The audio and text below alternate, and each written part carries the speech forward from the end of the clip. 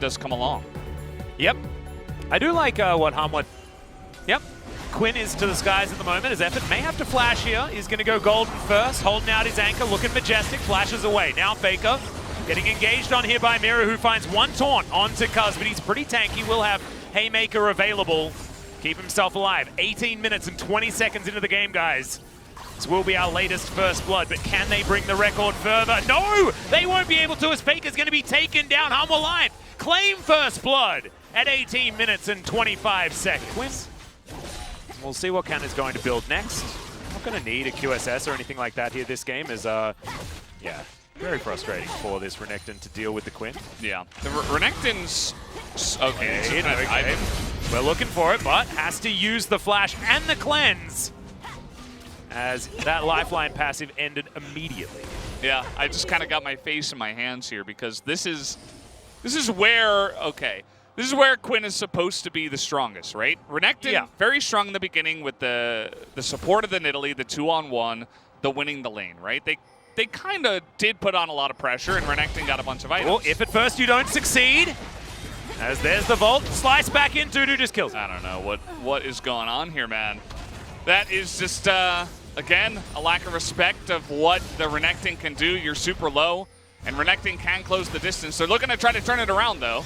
Yep, Mira going to be in trouble here. Facebreaker comes in. Faker wanting to chase him down. Doesn't find the portal jumpers. Okay. Faker's going to go golden, but Dudu has made his way in. Faker gets out. Cuz may not be so lucky. Haymaker, fair bit of damage. Both of them get inside the Tempered Fate. It's a golden cuddle just to make sure that they survive. Lahen's to the rescue. He's going to take a magical journey, trying to find the stun on effort. Doesn't get there, though. Can't make the connection. Mira trying to Justice punch forward, and Hanwha Life on the attack. As there's the dredge line onto Mira, but that may not be the re-engage that you want. T1 Haru dives on in, finds the pounce onto Faker, who makes it underneath his turret. Low health bars as Canna's going to come in to make this a 5 versus 5. Don't get in range. And because now they're fighting 4v5, as we have another fight here. We'll see whether this is going to be T1's first kill, as Lahen's actually gets dredge lined into his Tempered Fate. It's not going to actually do anything, as that's the first kill for T1. Fair bit of damage onto Faker, otherwise not too much. Canna getting rid of that inner turret as Faker. Portal jumping forward. What is going on with the mid laner of T1 here today as Thunderstorm comes out? There's the showstopper onto Mira, who goes golden into that backline. He will fall down as now Canna makes his entrance. That's a couple of kills. Dredge line's beautiful from Effort as well. As Lahen's goes down and Effort is able to survive. Summoner spells. Grabs his flashback again.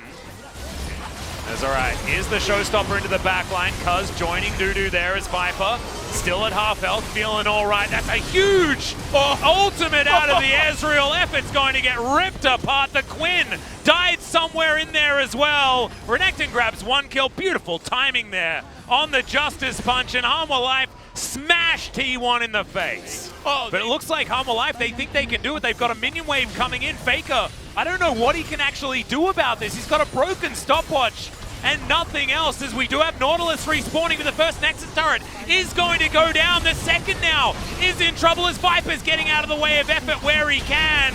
Teddy and Cuz are going to respawn, but the Nexus is being focused, and Hanwha Life will take game 1 against T1.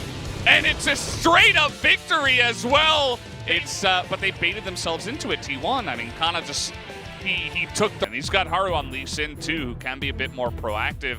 As Haru's coming down bottom side, as that's first blood. So that's why you take Cleanse. He didn't use it. Teddy, he might have to flash and is going to do so. Hanwha Life unable to answer that one back. But that is a solo kill at under 3 minutes. Here as there's a teleport, and an immediate slice gets Dudu out of there. Off from the stats before it did start the game. As here we're going to take another look. It's Kana's point of view. Oh, he went aggressive. Ooh, the second slice in there.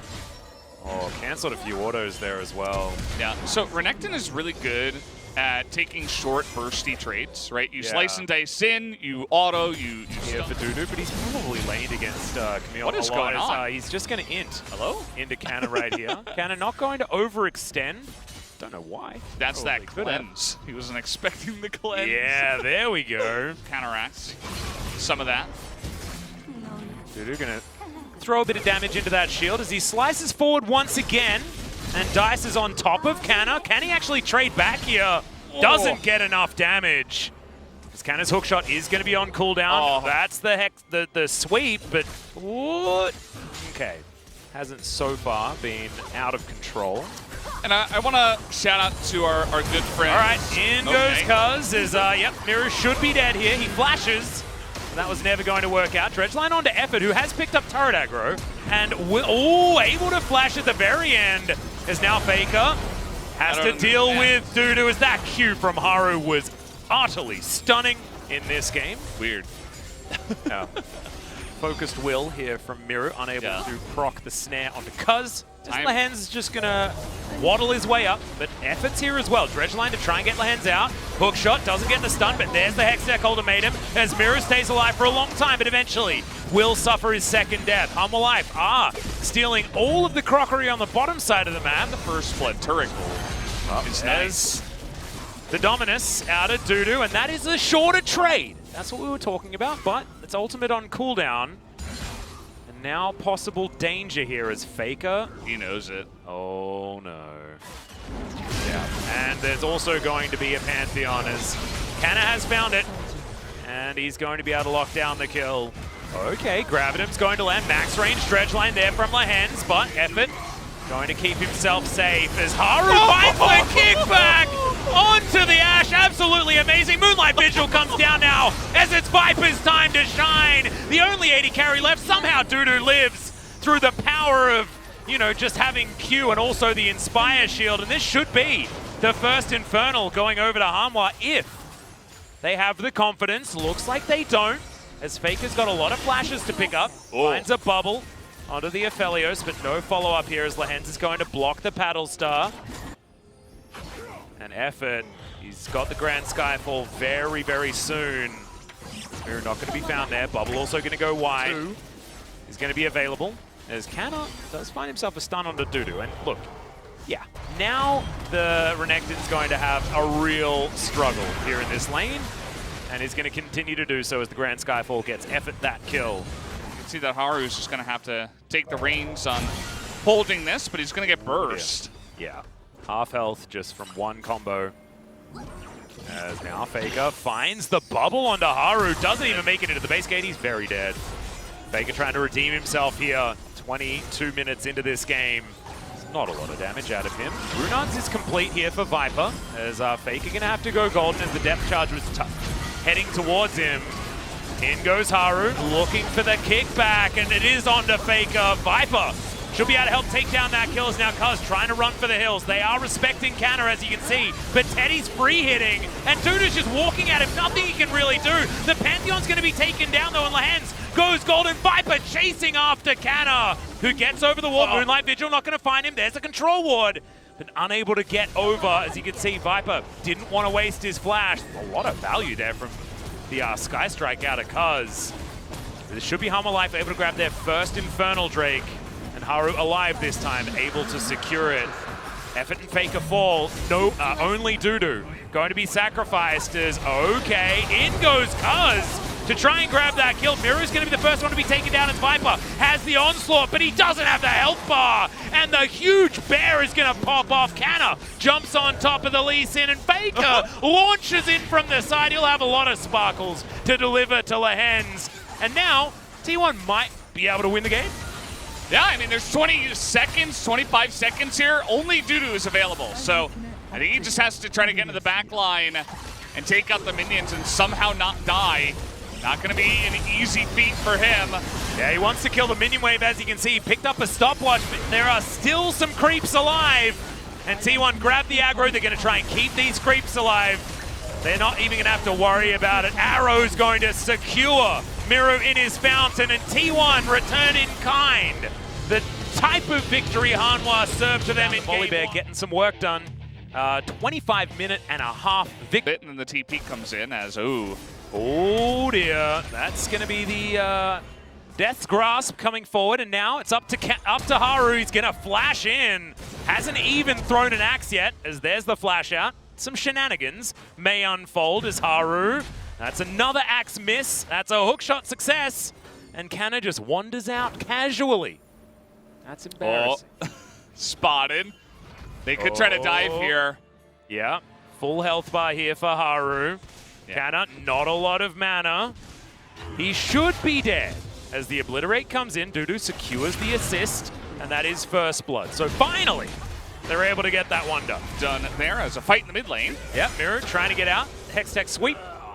Going to grab an extra kill here for Kaz. Into Camille matchup is not doing so well, as here's the flash facebreaker into the showstopper. And it works pretty nicely as Miru does the most that he can, but that sweep going to clean him up. But because of the Karthus factor, T1 don't really care about it at all as Faker moves on over towards Miru. There's a showstopper. And now the Silas has to deal with 3 people and he won't be able to. Karthus delivered that kill very, very easily. Pick up the first couple of Drakes. It will be Ocean Soul this time around. Well, there's the Death Realm. Immediate teleport in here from Hanwha as Dudu's trying to hold on to his life. Does have his W, but there's Requiem. Hextech Ultimatum comes down immediately. It's a trade of kills as Cuz gets another one. 100% worth for T1. And yeah, this was pretty self-explanatory as Dudu is going to be dead. Sometimes you shouldn't eat Skittles. It can be bad for you. Yeah. Not going to proc onto Dudu there. As Viper teleports into the mid lane, they're looking for Teddy. Axe doesn't quite have that range as Teddy picks up the W. There's the flashes coming out from everyone. Depth charge is going to connect. Dredgeline will be available. Teddy has no flash, and that is a dead misfortune. And another buff to be stolen here from Hanwha.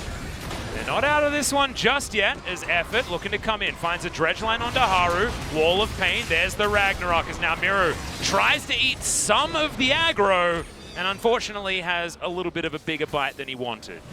And at least one of the abilities landed. Faker in trouble as Tempered Fate avoided there pretty nicely. He is ghosting around. Still has the flash available, by the way. As there are so many shows being stopped. Someone continue the show! As Faker at 200, just chopping through the grit, going to be absolutely fine. There's the magical journey, and an abduct onto Cuz as well, down to about half. Effort now finds himself in amongst 3 members. There is a magical journey as there's a Requiem. Miru trying to grab that health back. The MF going to be able to take him down. Exhaust as Lahenda's just meep slapping him, trying to grab those kills, but Canna's going to be able to grab the bar. Haru should be dead as well. A double for the Camille, and that's disastrous news here for Hanwha, who did manage to grab a couple of kills, but they are traded back in kind, plus an extra one for T1. You can see Hanwha are looking for a fight here. As we'll see who's going to be Death Realmed this time around. This is Ocean Soul Point, so Hanwha understand that they have to fight for it. Smite can be removed from the team fight if the Mordekaiser wants to try and battle with it, as Miru picks up a depth charge as Faker looking for the backline. There's the showstopper onto Lahend, so they grab that kill very early. Dudu trying to cycle through that W as he's brought Cuz out of the team fight. Will the Obliterates be there? The answer's no, as T1 are just way too strong at this point in time. Karthus or no Karthus, it doesn't matter. And now they have an Ocean Soul. This game's over. Since then, you know, Miru has stepped up. Not this game, but recently, as Canna's just going to walk back into the Hextech Ultimatum of Miru. Throws his own out, but it's not going to be enough. And yes, you killed the Camille, but you lost 2 inner turrets and possibly your Mordekaiser as well, as there's the showstopper. Dudu taking a lot of damage here from Faker, who is just so tanky. He's got a Trinity Force. I think they just end up giving this kill over to Karthus. Maybe not even on purpose. He's probably dead again, as Requiem is a button that was pressed. Miru goes gold. As he's probably just going to be taken down here. Tempered Fate is going to buy a little bit of extra time, as there is a lot of gold in here, but it's mostly for T1 to join their very full trophy case that they already have for themselves. A 10,000 gold lead, the monkey off the back of T1 here, as it's a red side victory up against Humble Life, and it wasn't close, guys. This Karthus got so damn fed. A brilliant example of what 5th pick on red side can be. It was amazing what T1 managed to do with it this time around. It was a brilliant draft. And yes, Humble Life certainly drafted into it, but this is what happens if you can navigate a draft phase really well. And Cuz was like, man, Karthus is fun. He is fun.